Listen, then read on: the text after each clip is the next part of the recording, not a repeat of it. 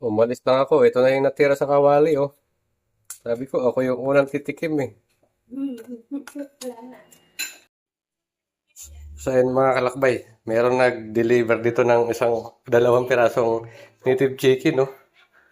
Oh, dalawang piraso yan, oh. Anong masarap na luto nito? Oh. Nalaman yung native chicken pag ganito yung kuko, malinis. So, yun. Makakatikim na ulit sa kalakbay ng native chicken. So, sasabawan natin tong isa, yung isa naman adobo sa gata. Kung gaano kasarap pagka native. Ano? Isang piraso lang to, no? Kung nasira mo sa Dami, oh. So, yung isang tandang mga kalakbay, oh. Native chicken. So, ang gagawin namin dito is sinabaw. Yan, nakaprepare na yung tanglad. So, po tayong papaya mamaya. Ito naman yung isa. Gawin namin itong adobo sa gata. Lutuin namin yung adobo sa gata. Na maanghang. Parang style itik yung pagkaluto. Yun o. Pitos dikados. Papaya na lang ko lang. Papaya. Kuha ko ng papaya. Dahil may dumayong native chicken, mga kalakbay, alam nyo yung kasunod niyan. Ayan o. Target lock. Masarap partner sa native chicken. Sa patay ng isa. Yan. Okay na. Napakinabangan ko na yung tanim kong papaya. Marami pa pahihinugin namin yan dyan. Oh.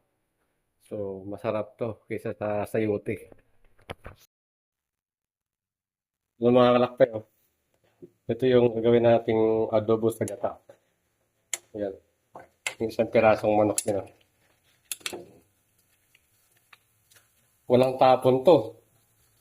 Kahit yung puwit nito, sinali. Oh, nagbidin siya, oh.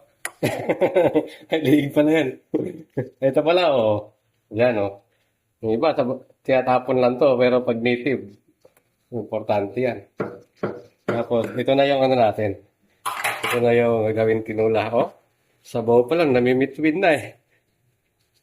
Yan, oh. Eh, yung dalawang minuto natin mga kalakbay, oh. Kaya abangan nyo kung gaano kasarap to. Ang ginataang chicken ni Christina. Ito na yung ano, ito na yung ano, tinulang native na chicken mga kalakbay, no? ano pa ano ba? Yun. Sulit, oh, laki ng kaldero. Oh. Daming sabaw, oh. Tapos, siyempre, pakita din natin yung ano. Uy, umapaw to ah. Oh, ginataan, sarap. Ginataang native. Wala muna ang titikim nito. Ako muna unang titikim, ha. So, titikman na natin yung ano, yung ginataang native.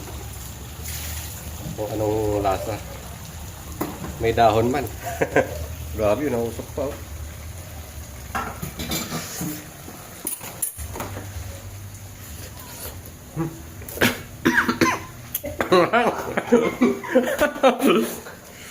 Anghang pala eh.